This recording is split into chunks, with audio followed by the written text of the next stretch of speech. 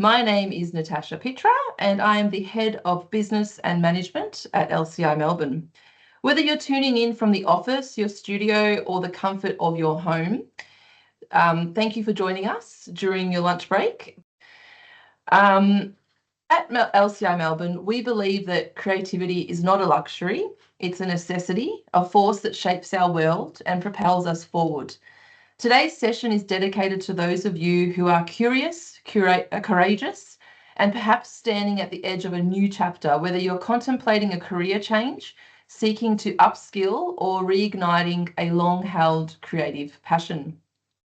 Our global ethos, the world is your classroom, champions learning that is authentic, connected, and driven by the real world. From fashion to filmmaking, graphic design to entrepreneurship, our programs nurture not only the development of creative skills, but the confidence to pursue bold, purpose-driven careers. In Victoria, nearly 1 in 10 workers are employed in the creative industries, a testament to the sector's growth and vibrancy. Today, you'll hear directly from some of our inspiring alumni who once sat where you are and are now forging their own path in the creative industries. It is now my pleasure to introduce our alumni panel, graduates of LCI Melbourne, who are each making their mark in very different ways. Nathan Davoli, Senior Creative at Moose Toys, and Sophia D'Urso, founder of Art Support Australia. Welcome, Nathan and Sophia.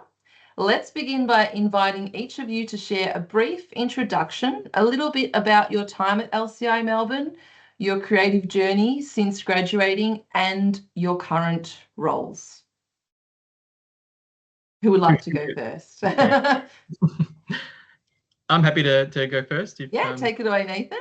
Cool. Well, thanks for the intro. It's you've talked me up, or talked both of us up there. Hope I can fill those shoes. I've actually written a couple of notes here of some language that you use that I quite like. I'm going to use in a presentation later. So thanks for that. No worries. I graduated from LCI, which was known back then as the Academy of Design, in 2012, so a little while ago, and studied advertising and graphic design. I think the course was called then, or comms and graphic design. I came in halfway through the course. I didn't start from the very start. I was in TAFE beforehand, doing a marketing degree, just because I had no idea where I wanted to go after school. And stumbled across the academy and thought, why not give it a crack? And submitted a folio midway through the second year, I think it was, and got accepted and hit the ground running from there. And it was an absolute kick in the bum that I needed. I was quite a distracted, cheeky little kid, and I think for the first time in my life, the academy kind of set me straight. Gave me a really clear direction of where to channel that cheekiness and that creativity. So once I graduated in 2012, I really felt like I had a clear focus on what I wanted to do post-graduation, and made my way through the world of advertising, working at big and small agencies, working with sports agencies. Did a couple of stints freelance working for Boost Juice, a funeral company, and now I work at Moose Toys, making toy ads. So I've kind of gone through the whole gambit in advertising, and you name it, I've probably done it and worked on it. And now I make toy ads for a living, which is pretty silly and pretty funny, but that's life sometimes. Yeah, that's awesome. And Sophia? So I graduated from LCI in 2018, so about 7 years ago. And what drew me to LCI was the fact that it was a smaller school in Melbourne, and it also had a diversity in the offerings of the degree. So I really wanted to study visual arts. I'm an artist, but I also wanted to develop the skills in film and photography, as well as graphic design and marketing and some professional development subjects.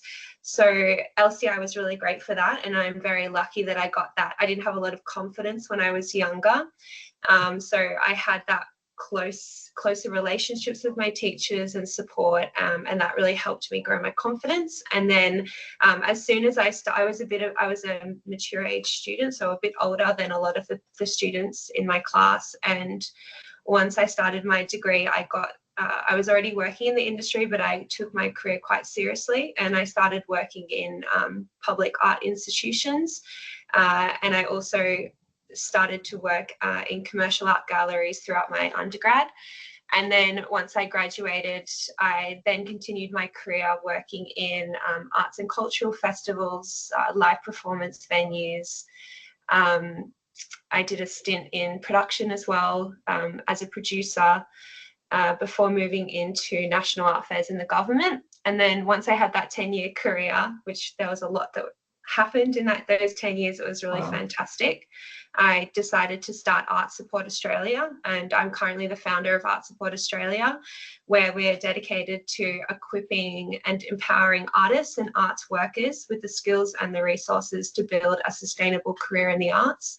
And what we do is we teach workshops and online programs across business, marketing, networking skills. We also do one-on-one mentoring programs, and we create free industry resources. And a latest business model component is that we streamline all of the Australia-wide artist opportunities and arts jobs in the industry, and we share that once a week. So artists and arts workers have more access to what's happening, and it also saves them the admin time of trying to find all of the latest opportunities. So in a nutshell, that's kind of where I'm at now.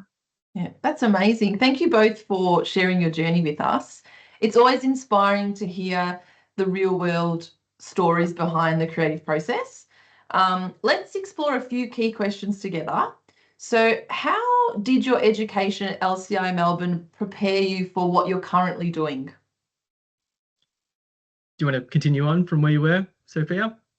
I'm happy to jump in. Sure. I'll till we're taking a turn, I'll start this one. Like how did it prepare me? Yeah. So I suppose for me, like I was shy. I was more shy, and I didn't have a lot of confidence when I was a bit younger, just getting started into the industry. So as I said before, those smaller cohorts and one-on-one relationships with the teachers, a lot of them were established artists who had really full careers, or they were professionals that worked in the film industry or the marketing industry. That gave me direct insight and really great support. And then I also really enjoyed the aspect of LCI that they gave me professional development skills. So I was learning business development, I was learning about grants, I was learning about graphic design too, which is where all of my marketing skills kind of developed as well. So that's how that kind of multifaceted approach really helped me get to where I am now as a business owner. Yeah. Amazing. And Nathan? Yeah. You touched on a couple of things there that I feel like I really relate to, especially the smaller classes and the confidence piece. Like that was definitely how I felt coming into the academy. You learn a whole bunch of things, but you learn a whole bunch of things at every uni, right? The technical skills you kind of can learn yourself, whether you're just watching hours of YouTube or you're at a university learning those technical things. But I think it sounds really lame when I say it out loud, but the academy made me a better me. And I really feel like I'm so grateful and lucky that I found the academy, LCI, because I don't believe I would have been shaped into the creative that I am today if it wasn't for LCI. I joked about it before, but it really did feel like it was the kick in the bum that I needed to prepare me for the real world and how to channel, what my teachers and everyone when I was a kid would say is being distracted or too cheeky or too chatty. Into creativity and turn that negative into a positive. But it really set me up for the rest of my experience at the academy. Yeah, and that's the thing about the mentors. I will say, being a mentor myself, is that everyone here is really passionate about driving you guys to the end, as in to get into the industry. So it all comes from a really warm place. So I'm glad you shared that story, actually, because and that kind of leads me to the next question. Like, obviously, you've gone through that process at LCI. You've got passionate mentors like Donna. So then when you finished and entering, like you had to enter the industry if you weren't already, what were some of the challenges you faced and how did you overcome them? I'll let you go first, Nathan. There's so many, competition, self-doubt, uncertainty, rejection, self-doubt. Like there's so many challenges that you can face. I think, again, what LCI helped me do is give me the confidence to move past those, to look past them. There's a real creativity and fear don't mix. And when you enter the workforce, especially after you graduate, fear is driving you. And if you let it take hold of you and channel your thoughts before you let your creative self be you, then it will take over. You won't go very far if you let fear control what you do next. And the time that I spent at LCI, it was all about letting go of that fear. Once I submitted my first assignment, and I remember being so petrified, one, because I saw what Donna did to the previous student, and two, I didn't think that I was good enough. I didn't think my work was good enough compared to everyone else in the classroom. And then once you see that everyone's just there to share and help and grow and learn, you quickly realize that fear is silly and shouldn't play a part in my decision making or your thinking moving forward. So it's really hard to pinpoint a particular challenge. It's more of a mental battle for me, moving past that fear and just staying true to what you've just learned and applying that in the real world. Don't worry about the fear of making a mistake. Make a mistake, own it, and then learn from it and move forward. If you be consistent with that mentality, people gravitate towards that. People love people who aren't afraid to make a mistake and move forward. Cool. Sophia? Nice, good. Yeah. I suppose the way that I approached it was I knew that when I was studying, often the industry that I wasn't sure where I wanted to move in the sector, what I wanted to kind of work in, because it is so vast, which is why I had such a diverse career. But the way I approached that was getting involved straight away into the industry. So that meant getting involved in volunteer programs so I could start to build up my skills when it came to talking to other people, when it came to reception roles, so answering phones, it took to engaging in public programs. And once I built up my skills in these volunteer programs when I was in my first year of my undergrad, those volunteer opportunities that I partook in gave me I started to nurture professional relationships in the industry, and I started to kind of get a better gauge about what area I wanted to work in, if I wanted to work in administration, if I wanted to work in marketing, if I wanted to work in exhibitions, if I wanted to work in visual arts or performing arts, and I was able to get paid employment from those volunteer programs and opportunities that I committed to, and that kind of got my foot in the door in the industry in those first 2 years while I was studying. And I think, just being LCI, being a student, it made me really curious about the arts industry. And we did have a few opportunities where we got to go and do excursions around Melbourne City to go and visit some different art spaces. And that was really great for me to, start going and visiting all the different galleries and public institutions when I was in between classes, for example, or when I did have days off, to kind of bridge that connection between real world and my development, my education and development. Yeah. So going on from what you've both said to me, kind of going to connect to this question that I want to ask next, because you're both in business. So with your experience at LCI, how did you submerge your creative thinking with your businesses? You want to go first, Sophia? I'm just thinking, honestly, I think I've gone on past LCI to study a master's of business. I've worked heavily in the business space, but I think the birth of it was choosing LCI over other degrees because I wanted to have a multifaceted skill set. I didn't just want to study fine arts. I wanted to do a fine arts practice, which I did, but I also wanted to have all the different all the other lessons and programs that came with LCI. And I think that was the kind of origin that then led me to go on and have a career where I had the skills in grants, I had the skills in admin, I had the skills in graphic design and marketing, where I could do all of the publications and manage that side of the business. And then that kind of led to my curiosity with my business masters and then my own business. Yeah. No, Nice. I almost like, I mean, it's the exact same answer, really, just the different path in the end. I don't know if I have too much to add to that. I think it's really interesting hearing you speak, Sophia, because I feel like I was in your shoes. Yeah, nice. So looking ahead, how do you see the creative industries evolving, and what skills do you believe will be most valuable in the years to come? Yeah, like I hate that I'm going to bring this up, AI, because I just feel like I'm so exhausted with hearing everybody talk about AI. I just came back from South by, well, not just came back, it was August, I think, last year. So, but it feels like it was yesterday. And every session I went to like 20, 30, 40 sessions, and every single one of them just mentioned AI or talked about AI.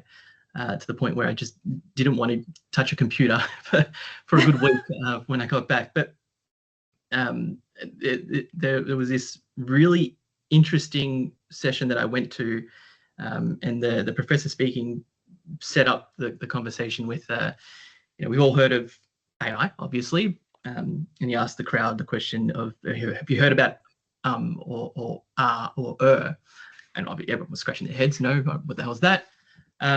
Then he went on to talk about how it's the ums, the ahs, the ers that we use in our language. The thing that's going to make us stand out are the things that we tried to stamp out of the way that we go about our day-to-day lives. The ums, the ahs, the stutters, the quirks, the nervousness in our voice, all those things that we try and get rid of, what's going to make us feel more human and authentic and real and genuine. And especially with AI becoming so prevalent in our day-to-day lives, everybody is sounding the same now. Everyone is sounding like they are professional from day one, and having those unique quirks and making those mistakes in conversations is what's going to help us be human again. And it was really interesting. I can link the talk or his presentation after this if you like. But hearing him talk about it's okay to and to and to maybe forget your train of thought. That's going to be what really separates people from being real to people who know how to use AI or ChatGPT very well. I don't know whether it's going to be the most valuable thing, but I feel like I've really paid attention to that, and I haven't been afraid to just not be afraid since he kind of gave us permission in the audience. Yeah, it's an interesting topic because it is mentioned a lot in the industry, and it's current, and what you're saying speaks truth. So I like what you've answered there. I think that's a really good point to highlight the quirks. I like that. Surely, I'm getting to the point now where people respond to my emails, or they send through ideas or pitch decks, or the brand team send through their briefs, and I know that they've run it through ChatGPT or whatever program they're using. I know when they're using AI, and it loses its authenticity, and you feel like you're speaking to a bot rather than the person. Don't be that person. It's a really interesting point, just going off that, Nathan. Me and my partner talk about it a lot because we both, my partner's a social worker, and I do a lot of consulting work and in-person workshops, and I definitely agree with you that having the person-to-person skill set and relationships are always going to be really important moving forward, especially when technology is advancing so quickly at the rate that it is. I suppose, like, as I was taking notes when you asked that question, Natasha, the two things that come to mind is having entrepreneurial skills. So being able to problem solve, if you are a creative, being able to constantly stay current and understand what problems exist and how you can meet or solve those needs, whether that is working with a client, working with a buyer. I just think that entrepreneurial skills are really important, and that's something that I've personally learnt.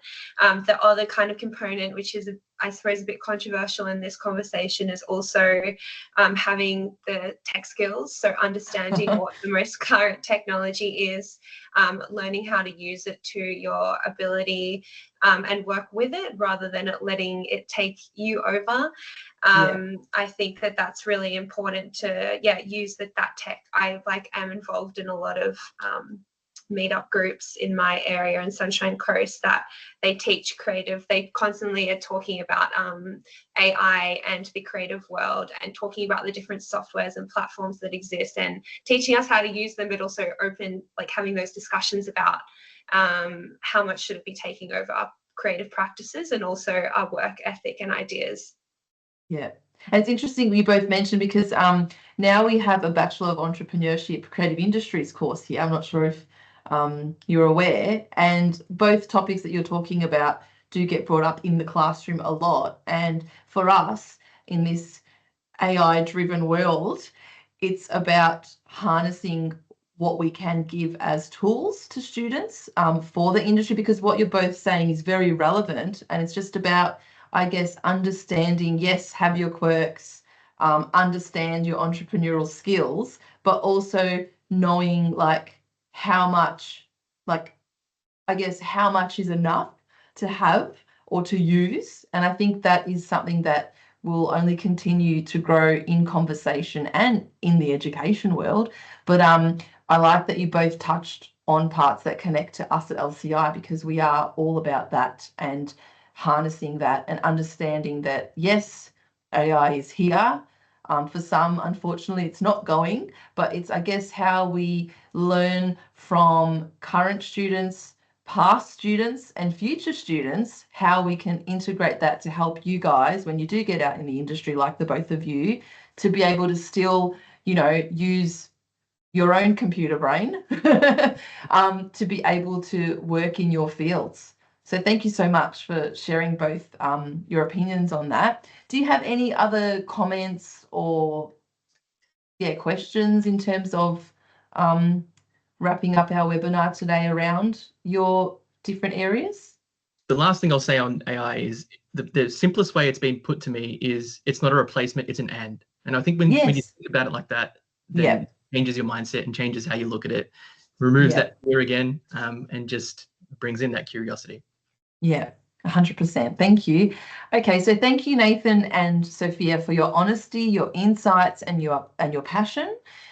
You are living proof that a creative degree is not just a qualification, it's a catalyst. It opens doors to possibilities, builds resilience, and equips you to think differently in a world that needs bold, creative minds. So to everyone who has joined us today, I encourage you to take that first step toward the career you imagine, whether you're by exploring our programs, speaking with our admission teams, or attending an upcoming campus tour. At LCI Melbourne, your creativity is your greatest asset, and we're here to help you harness it. So discover more about our courses, community, and how you can start your creative journey by visiting melbourne.lcieducation.com/en. And thank you for spending your lunchtime with us. We look forward to welcoming you into our creative community very soon. Take care and keep creating.